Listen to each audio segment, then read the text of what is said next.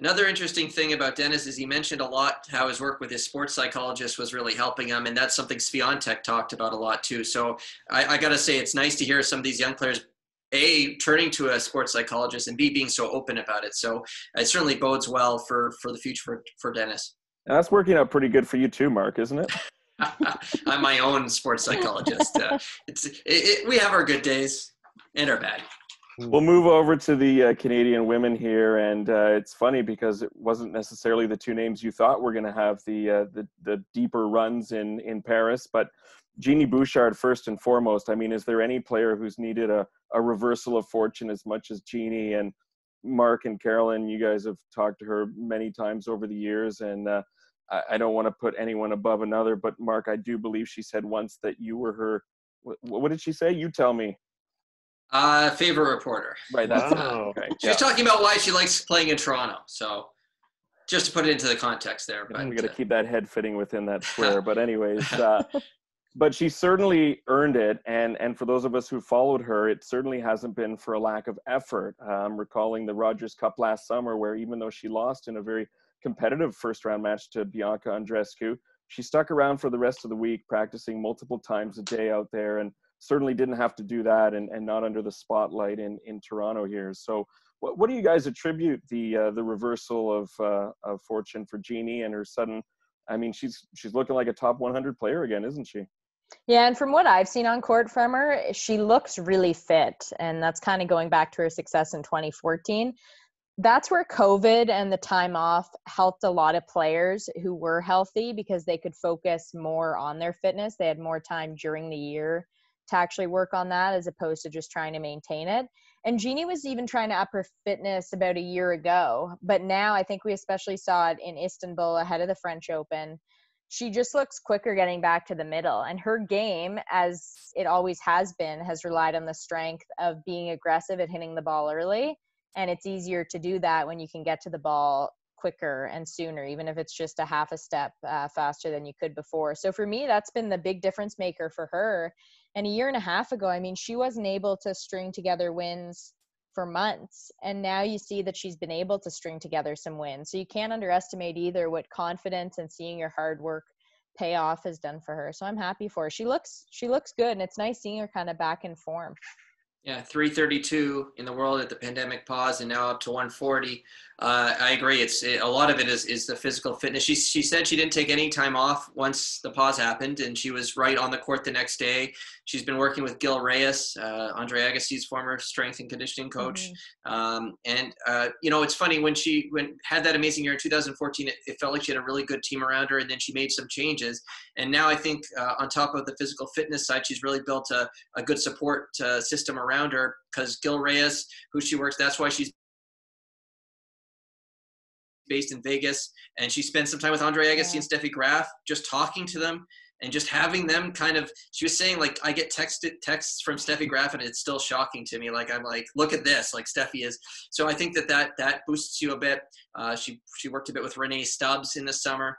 That helps. And I think that really gives you a little bit of calmness. You mentioned the fitness. She's won a number of 3-set matches, 4 of them since she's come back, and that breeds the confidence. So now she's fit, she's getting the reinforcement on court, and it's too bad there's not more areas where more tournaments for her to play now, because I feel like she'd want to keep it going, even though she did admit after she lost to Swiatek, 5 games, by the way, tying the most that Swiatek lost in the whole tournament. I'm not saying Jeannie was second in the French Open, but you could make that argument.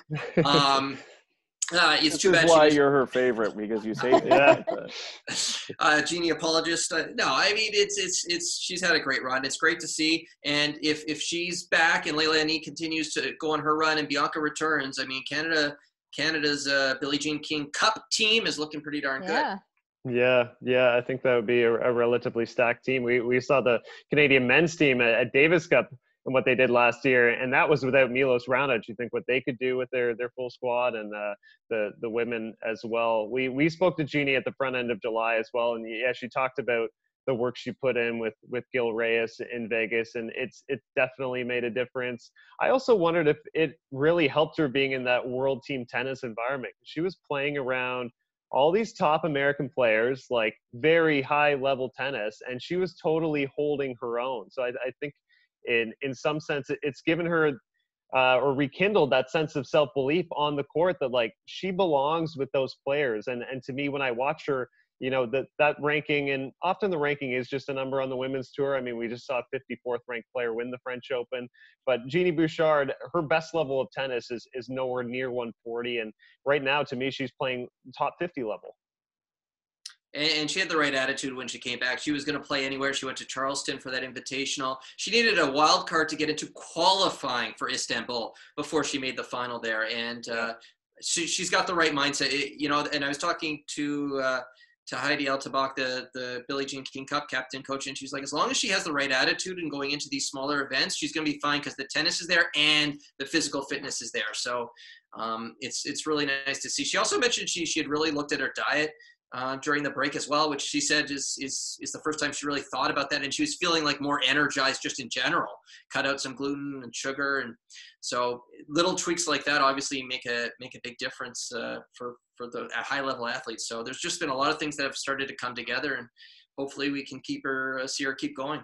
I just added gluten and sugar to my COVID diet, actually. So, I mean, there's different ways of going about things, I guess. But the other player that we mentioned on the women's side, and she's our guest also on this episode this week, is Leila Annie Fernandez. And I mean, people outside of Canada must just be looking at us saying, not another one. They've got another great player emerging. And again, you know, for those of us in the know, a great young woman and an emerging talent. But I don't think we would have otherwise also predicted the success that she's had this year, which she had early in the season with that big Fed Cup before it was Billie Jean Cup win over Belinda Bencic, and then a win against Sloane Stephens. And then this summer she's picked up and added some muscle, and her fitness seems stronger, and her mental fortitude is really the thing that impresses me the most about her, considering she just turned 18. But how do you guys feel in terms of the ceiling for Leila Annie here? She's great. And I even liked, if you heard just what she said in her press conference after losing to Petra Kvitova at the French Open, where she said, I know I still have a lot to learn. And that's someone who was up 5-1 and in the first set and wasn't able to get it done against a top player and a Grand Slam champion. She knows that she has a ways to go, but I mean, if we even look back at Fed Cup when she beat Belinda Bencic, like she's improved even since then. And her game has good staying power because she mixes it up really well. She's creative. She has kind of many tools in her toolkit, excuse the cliche, but she's smart and she's hardworking. And then you throw in the fact that she's a lefty as well. I think her ceiling is as high as she wants it to be. She's really good, and she's part of this next generation now in the women's game. She's just very self-aware, which helps at this point in her career. And you see that in her results. There's the progression. She qualifies, loses first round the Australian Open. She gets into the U.S. Open directly, wins her first round match, loses to Sofia Kenin, a Grand Slam champion. French Open, she wins a couple of rounds, and then she holds her own, I thought, pretty well against Kvitova, another matchup against a Grand Slam champion where she was up 5-1 and had set points. And if she had been able to convert one of those set points, it could have gotten really interesting because Kvitova would have been thinking, Fernandez would have gotten more confident.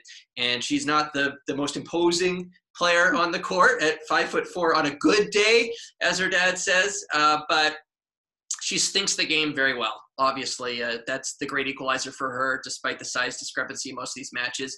And I found something interesting she said during the tournament was that she feels watching soccer with her dad, who was a soccer player growing up, really helped her think sports better. She's looking for the openings and the angles, and she really does hit angles so well. And that's how she gets around the court. She's thinking kind of the next point ahead. And for her to be able to do that at this young age with the lack of experience, which she's now getting, it really bodes well for the future for her. She's up to 89 now as an 18-year-old. It's her and Coco Gauff in the top 100 at the two youngest players. It really does bode well for her and for Canadian tennis. Yeah, that's such an amazing ranking for her to reach too.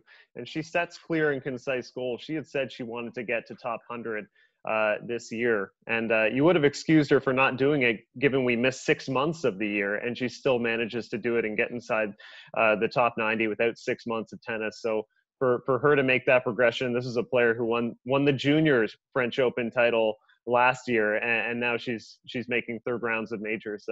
It's been really special to see, honestly. I agree. I was sorry, I just hate awkward silence. No, I was waiting for Mike to chime in. Oh, That's sorry. what I was waiting for too. I know. I wanted to wait my turn. It's the turkey and the gravy, and okay. Sorry, I got lost there for a moment. But before we wrap up, I mean, I feel like we could go on forever with you guys, and that's because of just both of you are fantastic tennis analysts and friends of ours that we've gotten to know over the years too, covering the Rogers Cup and whatnot. And I've got questions about Mark's bookcase behind him, and want to do a comparison between his and Ben's for those who are watching this on YouTube. But maybe we'll save that for a future episode. But I did want to end with a player that we haven't heard very much from in 2020, and that's discouraging for her fans and obviously for her as well, and that's Bianca Andreescu. The injury sustained last November at the WTA finals, that didn't allow her to come back when she wanted to, and then it seemed like she was making progress in training, suffered yet another injury setback there, and the camp's been very quiet up until recently when Sylvain Bruno did sort of break radio silence. But have you guys heard anything from behind the scenes that her fans can sort of grasp onto for some hope moving forward? And how concerned are you, just, at her tender age, that she's already had so many injury issues, unfortunately? Well, I spoke to Bruno last week just to check in, and he said she's hitting in Monaco, and she is progressing well. And he's not there with her, but he's seen video, and he likes what he's seeing, so that's positive. There was some talk that she maybe could come back. There's only maybe 2 tournaments on the schedule left for the WTA, so they could have maybe tried to force her into one of them, but they just said, you know what, there's been so much, there's been such a tough string of injuries here. Let's just make sure we got this all squared away. Understanding is that it's a foot injury that's cropped up during this break. Is it so she seems to be on the right path and hopefully back for Australia. Is it concerning?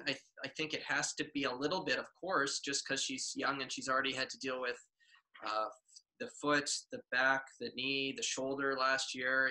That's just a lot for a young player, but she is young and still developing and getting stronger. And so I feel like that she'll be all right and she'll come back. And even with more than a year away from competition, she'll be able to get back. I mean, the rankings situation has helped her obviously a bit with her being able to keep all the points from her tournament wins, and she's still 7th. So that will help her. It's not like she's fallen out of being seeded at a Grand Slam or anything. So that's kind of where things stand. Part of you is thinking like, okay, she's had all these injuries that can't be good, and maybe she's just getting rid of this bad luck now early in her career, and once she's older and physically stronger, she'll be fine. So that's the way I'm kind of looking at it, kind of glass half full. Yeah, I'm not too concerned. I think 2020 has helped her in the sense with this injury popping up in the summer, the foot injury, that instead of returning sooner than you need to, she can take this time not just to focus on full health, but to make sure that she's ready physically for 2021. Because if we even look back to a year ago, headed into the Rogers Cup, she hadn't played since the French Open. That tournament, even though she won it, she was playing her way back into shape. And right now, with the injuries that she's had, you don't want to take further risk by playing yourself into shape while you're playing matches if you don't have to. So I think it's smart what she and her team are doing. And again, based on COVID and how things are going, the Australian Open, she's going to have to get to Australia even sooner in terms of the quarantine and preparing for that. So these last couple months, 2.5 months of this year are a time for her to get really fit and maybe even fitter than she was a year ago before the injuries kept reappearing. And that'll set her up to really be ready for 2021, feeling confident, feeling healthy, and feeling fit. Because I think in all sports, we sometimes confuse health and fitness, where I see them as 2 different things. Health has to do with injuries and being injury free, where fitness has to do with what we were talking about, Jeannie, just physically being very fit. Yeah. Well said. I mean, that leaves me feeling much more confident now. Thank you both for that. I'm sure her fans will appreciate hearing that too. I mean, can't wait to have her back on the court. It seems like it was such a stellar year for Canada, even without her presence. So just having her back will make it, that much better too. Yeah, it bodes really well. I mean, again, the French Open, we had some great stories, and Milos Raonic did not make it to the start line, and Bianca wasn't there. With them in the mix, that's 8 singles entries. I mean, Steven Diaz qualified, but it's looking like we're getting to the point in Canadian tennis where we're going to have like 6, 7 players in the singles main draw just getting in there on their own, and many of them seeded. So, I mean, it's going to be fun. It's the future is extremely bright. We're going to be talking to you guys a lot down the road. That's for sure. So, us and Jimmy. Right? That's right. Yeah, if you can squeeze us in. Yeah.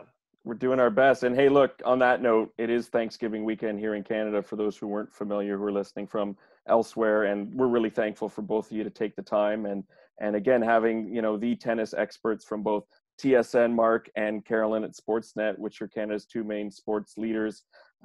Super special. And, the passion and the knowledge that you guys bring. And you got a good sense of humor too. So thanks for joining us. And I'll let Ben bid you farewell, but looking forward to the next time. Yeah, thank you so much, guys, for taking the time and joining Matchpoint Canada, and we'll have to touch base further down the line. Thanks, guys. This was fun. Yeah. Canadian tennis, the passion that unites us all, right? Absolutely. Or something. Yeah, no, and before we go officially from this episode of Matchpoint Canada, I will point out we had a poll started 2 weeks ago at the front end of the French Open, a signed Victoria Azarenka ball from Rogers Cup last year. She, of course, made the U.S. Open finals, and congratulations to Bradley Panter in Toronto. Well done. You have yourself a signed Victoria Azarenka ball, so we will get you out that tennis ball as soon as we can. Mark's got some behind him. You should do a Mark Masters signed ball. A signed Mark Masters ball. That would get a lot of retweets, I think. These were in the bottom of my closet when the pandemic started, and I'm like, this could be in the background. Spent a lot of time thinking about the background for my Zooms, more than I'd like to. It was actually kind of fun early in the pandemic to be like, what can these books I haven't read, that finally they come in handy for something. But save that stuff for the next one, Masters, but looking forward to hearing all about the stuff you got back there. I actually caught a Rafa Nadal signed ball at the Rogers Cup one year as a Really? fan. Yes, I gave it to my sister. Big mistake. Cool. Big mistake, but I hope she still has it good somewhere. reflexes. I caught it. It was awesome. The fans were loving it, and then I said, I'm going to be a tennis reporter. No, that was the start. That was the start of Masters Nation. That's where it started. Rafa looked at me, and I think he winked. No, Oh, good. All right. Thanks, you guys. Take care. Happy Thanksgiving Let's get once out of again. here. Eh? Happy Thanksgiving. Bye.